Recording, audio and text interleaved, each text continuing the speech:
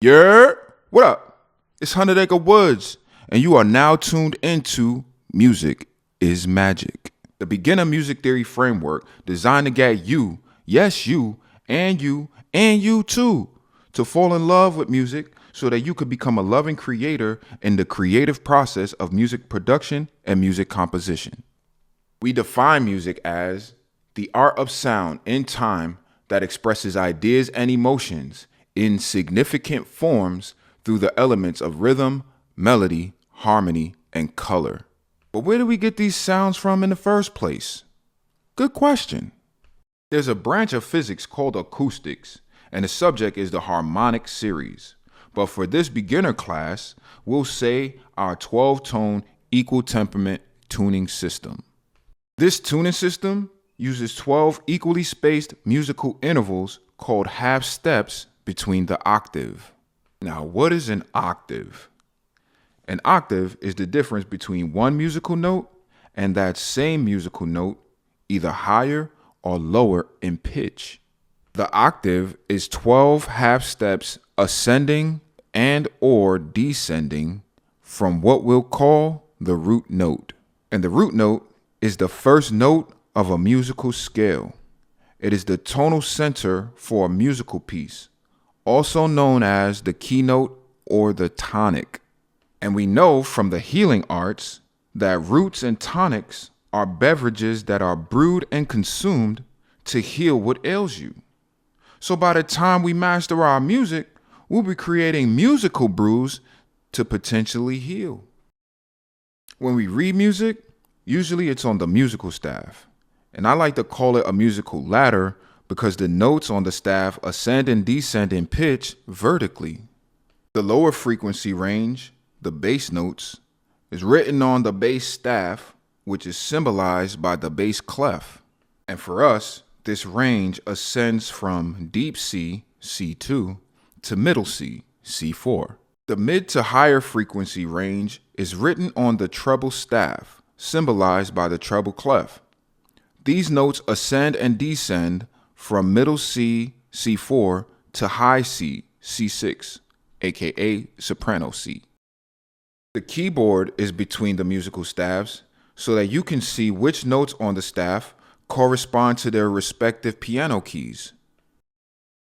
When reading time on the musical staff, we divide the staff into segments called measures or bars with bar lines.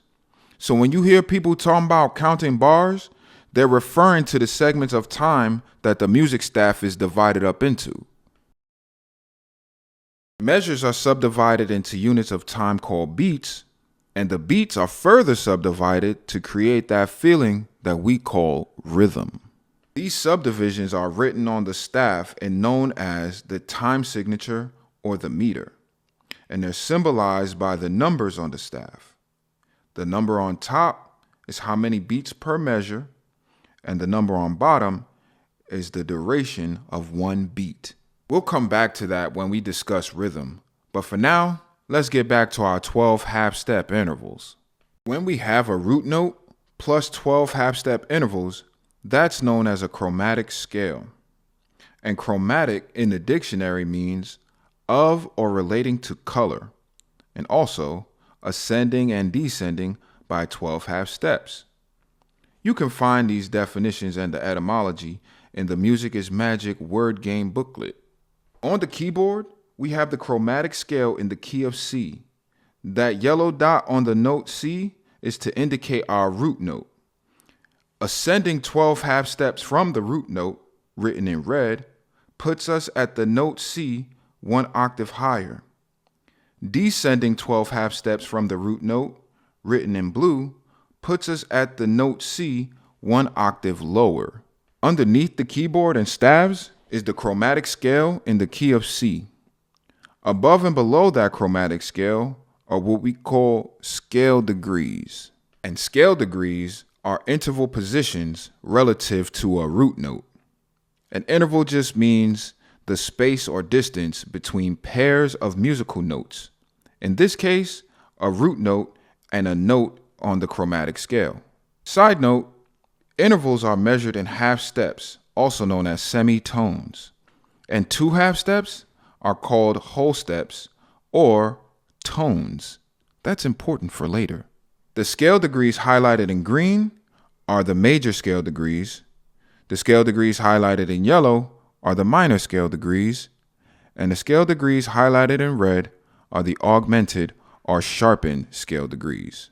If we draw a line across the keyboard marking our root note in 12 half-step intervals, we'd have 13 hash marks on our chromatic interval line.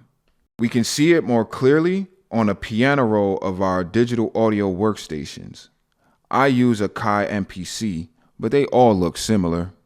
Here we have the root note C, and we're ascending and descending by 12 half-step intervals. But as the paths diverge, we find ourselves on different scale degrees. I've drawn lines to help you visualize the notes. So we know ascending and descending by 12 half steps puts us at the same note an octave higher or an octave lower.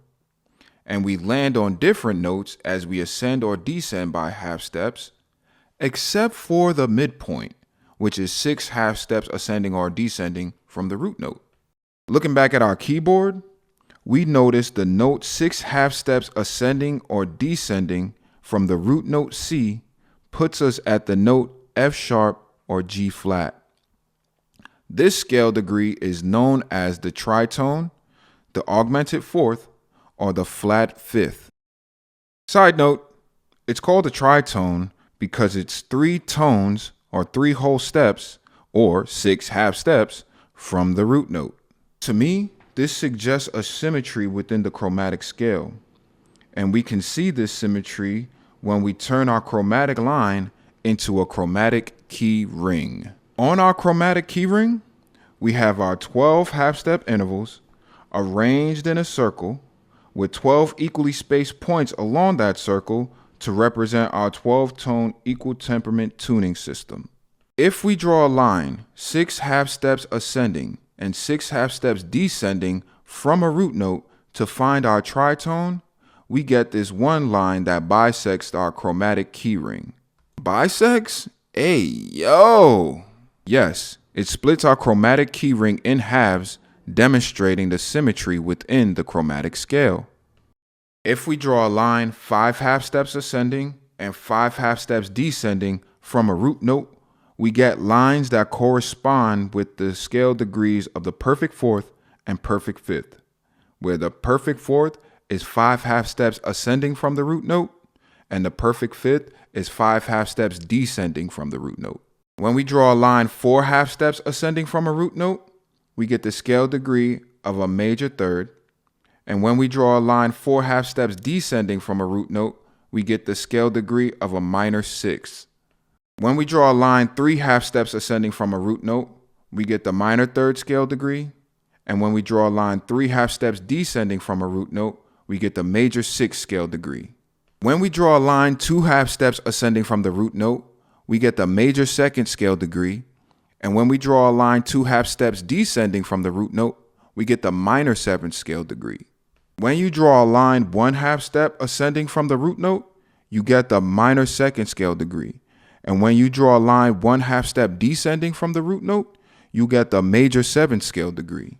When you make it a practice to find all scale degrees for all keys of your chromatic key ring, you get a complete graph of musical intervals.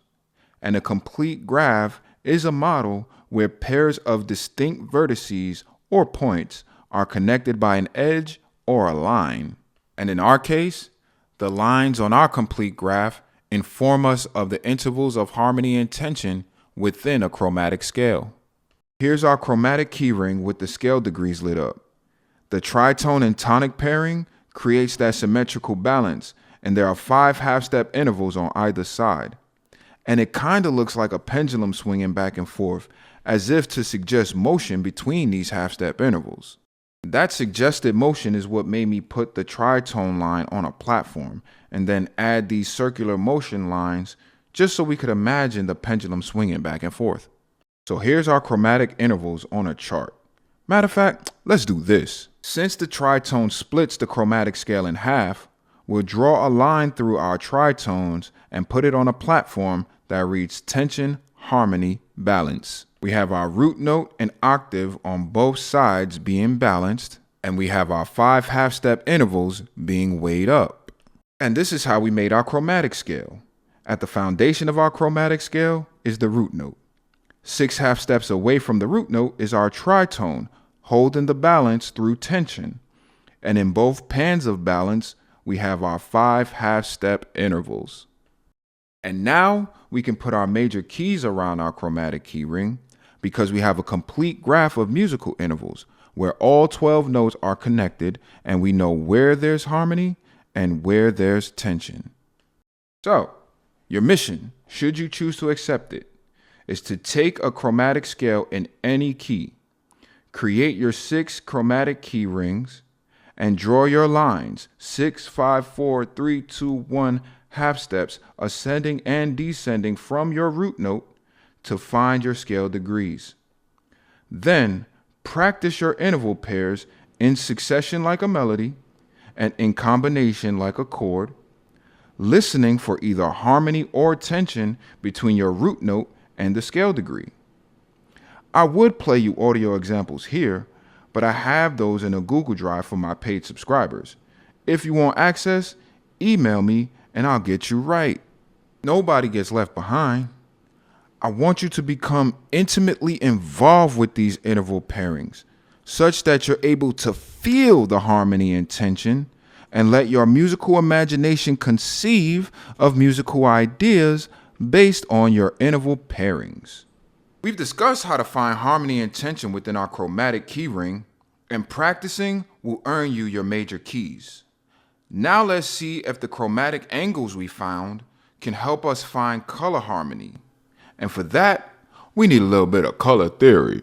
When it comes to color theory, we have mixing colors in CMYK for pigments, inks, and paint, RGB for lighting stages or monitors, grayscale for the tonality of a color, and hue for chroma, saturation for intensity, and brightness for how much white or black is in the mix. Coolness and warmth is how close a color is to blue for cool or red for warmth. Color meanings is about how people respond to colors and how brands use colors to communicate their message and attract customers. Those are all color properties, but for our purposes, we deal with color relationships because relationships are all about harmony and tension, or resolving tension back into harmony. Now you might have noticed that our chromatic keyring doesn't look like the standard color wheel, and that's not by mistake, it's by design. So when you see the standard color wheel, I want you to think harmony, because when you rotate the chromatic intervals for harmony, we end up with the circle of fifths. So let's call the circle of fifths our harmonic keyring. There's a lot going on with the harmonic keyring, and it even has its own 6, 5, 4, 3, 2, 1 cheat code, but it ain't based on half-step intervals. We'll get more into that when we use major keys to build our major scales, but let's see how our chromatic angles influence color harmony. We have complementary color harmonies, and that corresponds to the tonic and tritone interval pairs. We have triadic color harmonies. That corresponds to the major third and minor sixth musical intervals. We have rectangular color harmonies corresponding to the major second and minor seventh musical intervals. We have square color harmonies that corresponds to minor third and major sixth musical intervals. On the circle of fifths, analogous color harmonies correspond to the perfect fourth and perfect fifth musical intervals. And on the circle of fifths, split complementary color harmonies correspond to the minor second and major seventh musical intervals. All right, let's look at it on a big wheel.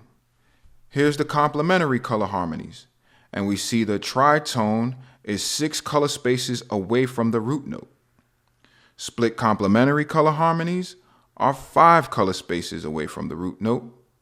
Triadic color harmonies are 4 color spaces away from the root note. Square color harmonies are 3 color spaces away from the root note. Rectangular color harmonies are 2 color spaces away from the root note. And I had to demonstrate that with this triangle, so that's why it looks like a little house.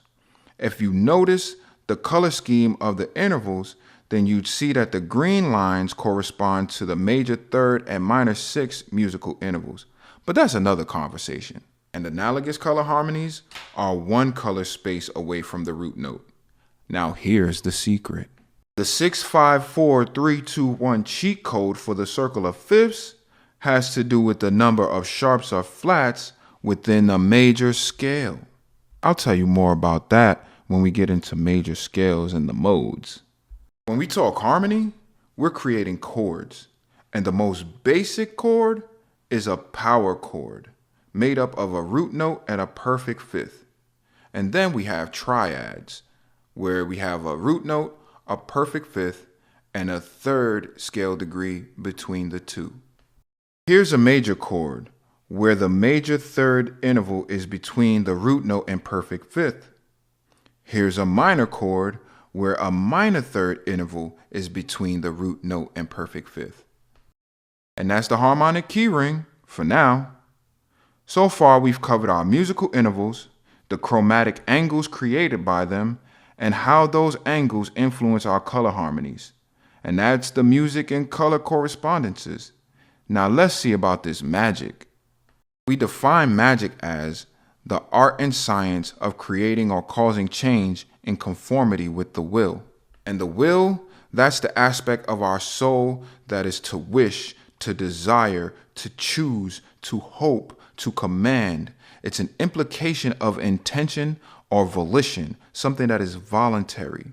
That aspect of the mind where we determine by act of choice our decision-making process. Essentially, we're learning to create change that matches our imagination.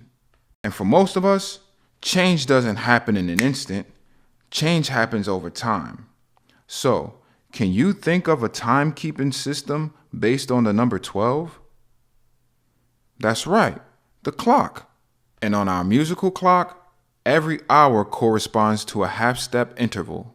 Now, hours add up into days, days add up to weeks, weeks add up into months. And we have 12 months on our musical calendar. Don't worry about the color scheme of the calendar because we already know that the standard color wheel relates to our harmonic key ring, right? On our musical calendar, every month corresponds to what? That's right, a half-step interval. All right, you sharp, you on point, you on point. Along with the 12 months of the year, we have the 12 zodiac signs. And the people before us already linked the 12 chromatic notes to the 12 signs of the zodiac. So we got lucky there. When we combine our 12 chromatic notes, our 12 color tones, our 12 hours day and night, our 12 months in the year with the 12 signs of the zodiac, we get what I like to call the chromatic zodiac. And guess what? Every sign on our chromatic zodiac corresponds to a half-step interval. In a book called Sefer Yetzirah, we learn that the 12 months in the year and the 12 signs of the zodiac correspond with the 12 simple letters of the Hebrew alphabet. Now, there are 22 letters of the Hebrew alphabet altogether, and they're broken up into 3 categories. The 12 simple letters, as we just talked about, the 7 double letters that correspond to the 7 days of the week and the 7 luminaries, and then the 3 mother letters that correspond to the elements air, water, and fire. Now, if you're thinking to yourself, where's the earth? Isn't the earth an element? Well, think about it. Doesn't the earth come out of the water? Really, think about it.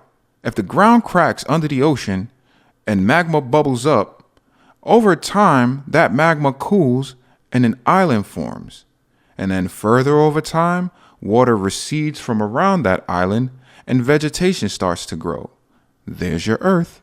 They say that we come from the dust of the earth and they breathe life into us.